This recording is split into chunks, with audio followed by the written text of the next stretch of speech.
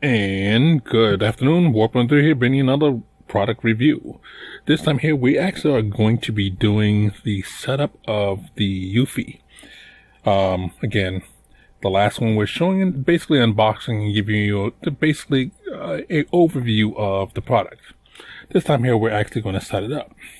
So, sit back, relax, and enjoy the show.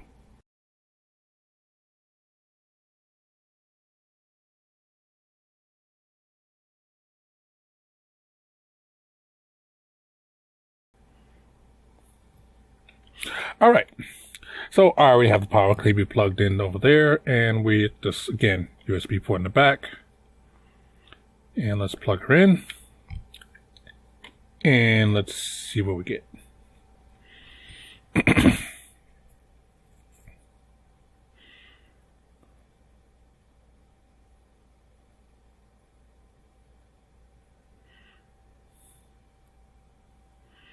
And let's see if we can get a little bit of...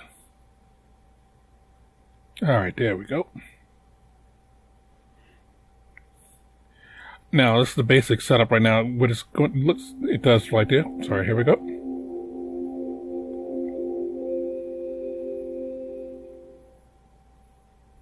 Hello, your Eufy Genie is ready for setup. Just follow the instructions in your Eufy Home app. Okay. So right now it's in basically pairing mode. So you have to get on your Android device. This time, basically me here, I'm going to be using a phone. So again, go to Google Play, download the app. Then once it comes up, you'll see Eufy app. You open it up. All right, we'll say Eufy Genie. And then you click on at the top where it says add a device. And it says here, we're going to click on Genie. Now it's going to ask you what country you're in. And we are going to select United States. Click next. And then again, it's going to show you the circle on the top. So it's right there. You click next.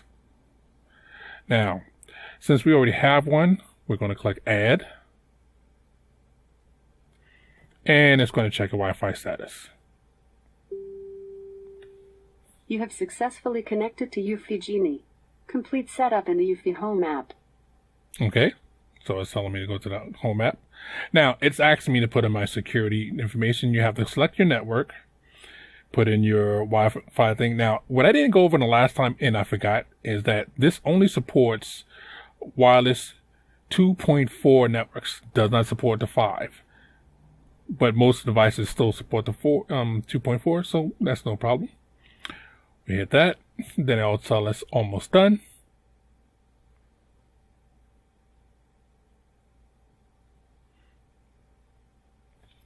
And you can see it connecting.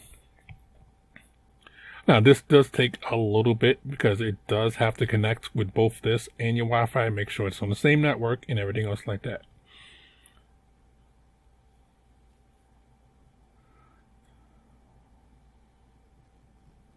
So again, this will take a little bit. Now you would think it would be faster. It's not. It's just what it is. It's basically trying to make sure that it can see the network, see this and your wireless network, and then from there it has to send it, of course, the information back to Eufy, back and forth, to make sure that the device is new, not stolen, blah blah blah, things like that. So you're looking at real time exactly how long this would take to do on a normal basis.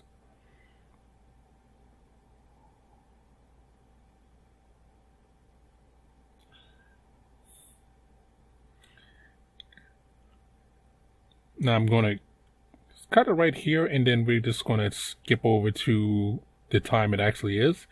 And I'll tell you exactly how long this process took before it switched over.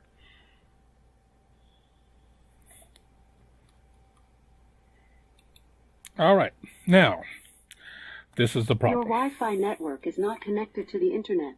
Please check the connection and try again. Now, this shows you that this setup has failed.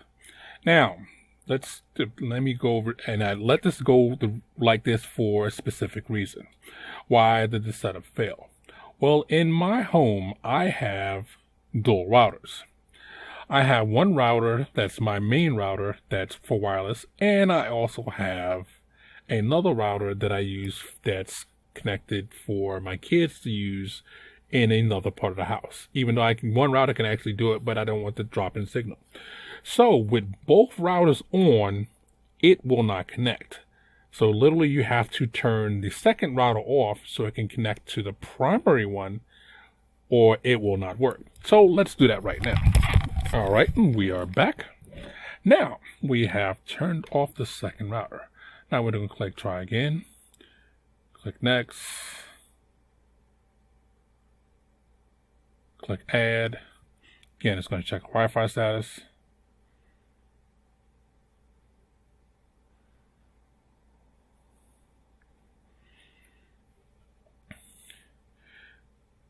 All right.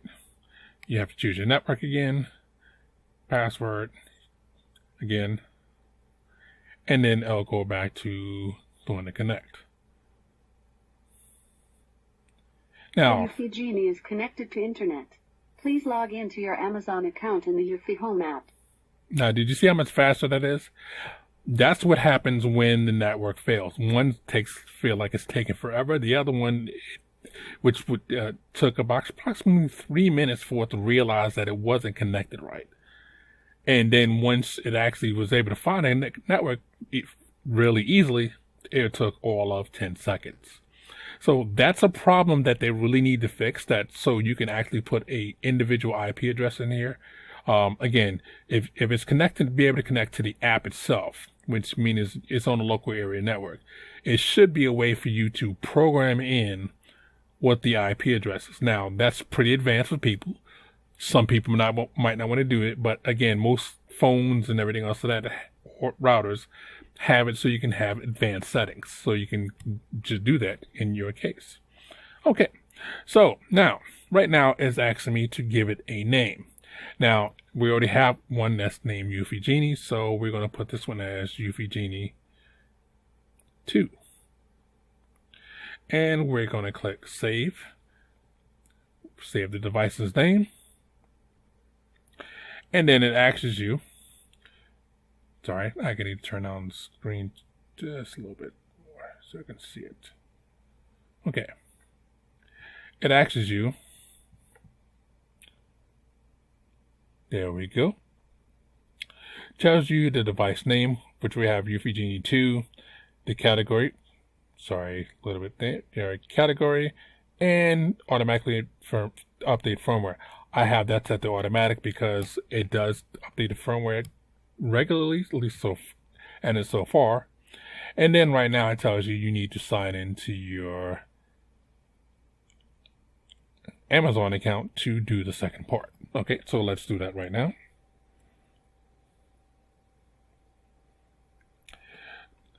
Now, once you sign in, it's going to say allow to sign in. You're going to click allow. It's going to say authorizing. Your Eufy Genie is ready. And ready to go. Just that easy. Again, it's really easy if you don't have if you have a standard Wi-Fi network, it goes pretty fast. If you do not, again, like me, if you have a household that has dual routers, household that uses static IP address, it will go badly. And the only reason why I was able to get through it faster this time here, because again, I've already done this once with the first one. Okay, so let's test it out. Alexa, what is the weather in Daytona Beach?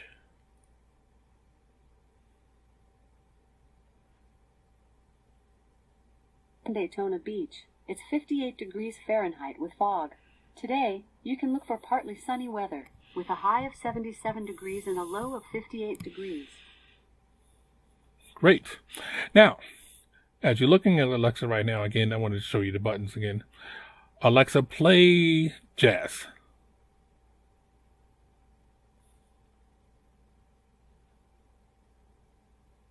Here's a station for jazz music. Jazz from Amazon Music.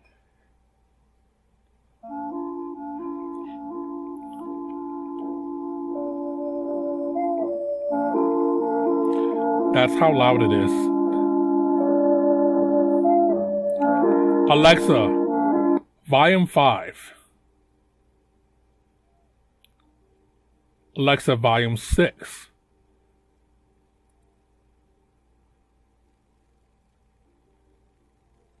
And it's pretty much that fast. Alexa, volume 6.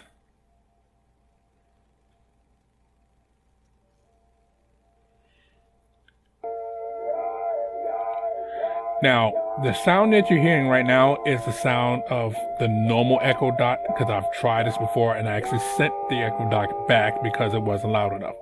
Stop, Alexa. Stop.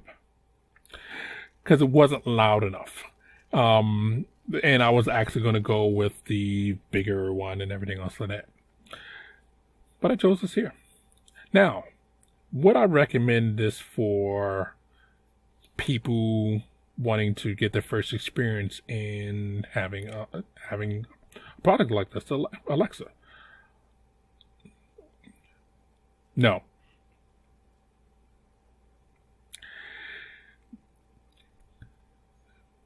This is for your entry point into the product. Let's mute her right now. This is entry level into the Alexa sphere of influence. If you're looking for something that's much easier to install, to put together, go with the actual one from Amazon, because again, you have the ability to connect easier, because you don't have the extra step of actually having to use their app to go into it and then sign into the Amazon app. With the Amazon Direct one, if you bought the Dot or the regular one, the tall one, you just plug it in, you're done, ready to go, and it has the ability to change the IP address. This one is a bit more advanced for people. Now again, don't get me wrong, if you're in a standard environment that doesn't have any other Wi-Fi things and everything else, so that you just have a standard router, boom, yes, it will work for you. But for advanced people like myself that do a lot of computer work, or even a person that does a lot with their phone, this will drive you crazy to set up. Now, that being said, after you've actually already have it installed, is it good? Yes, very good. My kids use this all the time. I use it in the morning time for weather, when I want to watch certain things on TV. Instead of using the Alexa remote that comes with my Fire Stick TV, I can say it into this, and it'll put on the show. Now, the caveat to that is it has to be an Amazon show, or it has to be an Amazon app show. So if you sideload things into your Fire TV and everything else like that, this will not work with it. Neither will the regular ones from Amazon. Overall, I mean, the fit and finish of this is great. It has weight to it. When you sit it down, it's not going to move. Even on glass or anything else like that, it has a rubber backing at the bottom where it will not move all over the place. When it is sitting on coffee table, we just had recently the article where Apple, basically their speaker system puts a ring on the coffee table because of the way the downfiring thing is. This doesn't happen. Would I recommend this for anybody that wants to get into this for, just to play around, just to get a feel for it before you start buying the light bulbs, before you start buying the vacuum cleaners and things like that can be controlled by this? The answer is yes. For the price point that I had it at, which is at $20, perfect. I mean, thumbs up, 2 thumbs up. My rating on this, and I'm going to do rating on things like this, how many stars, I would give this 4.5. Again, The thing that makes it not a full 5-star product, and again, I'm saying this for the price point of $20. At that price point is 4.5 stars. If the price point was a normal $40 or I think the $60, then that rating would go down to 3 stars. Yeah, I would give it 3 stars at the $40 to $60 range. But at the $20 range, 4.5 stars. The only reason it wouldn't get 5 stars completely is because of the setup that you have to go through. Now, again,